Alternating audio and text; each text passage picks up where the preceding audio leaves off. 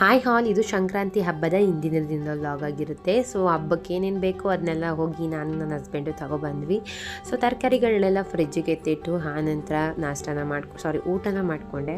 ಅದಾದಮೇಲೆ ಮನೆ ಕೆಲಸ ಸ್ಟಾರ್ಟ್ ಮಾಡಿದೆ. ಸೊ ಸಂಜೆ ಆಗ್ತಿದ್ದಂಗೆ ಕಾಫಿ ಟೀನ ಕಾಯ್ಸೋಕ್ಕೆ ಸ್ಟಾರ್ಟ್ ಮಾಡಿದೆ.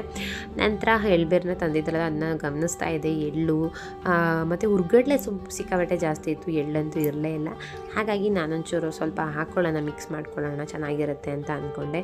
ನಂತರ ಅಮ್ಮ ಬರ್ತಿದ್ದಂಗೆ ಬಾಳೆಹಣ್ಣು ತೊಗರಿಕಾಯಿ ಎಲ್ಲ ಮತ್ತೆ ತಂದಿದ್ರು. ಸೊ ಬಿಡಿಸ್ಲಿ ಅಂತ ಅಂದ್ಬಿಟ್ಟು ಬಿಡಿಸ್ಕೊಂಡು ಕೂತಿದ್ರು. ನಾನು ಅಡುಗೆ ಮಾಡ್ಕೋತಾ ಇದ್ದೆ. ಇಲ್ಲಿ ಬಿಡಿಸಾದ್ಮೇಲೆ ಎಲ್ಲನೂ ನೆನೆ ಹಾಕಿ ನಾನು ಎಳ್ಬೇರನ್ನ ಕೂಡ ರೆಡಿ ಮಾಡಿಕೊಂಡೆ. ಅಮ್ಮನ ನೋಡಿಕೊಂಡು ಒಂದೆರಡು ಕಡಲೆ ಬೀಜ ಕೂಡ ಸೀಸ್ಬಿಟ್ಟೆ.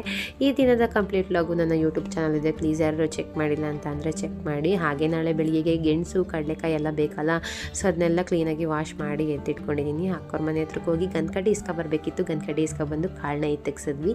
ಸೊ ಈ ದಿನದ ವ್ಲಾಗ್ ಹೀಗಿತ್ತು.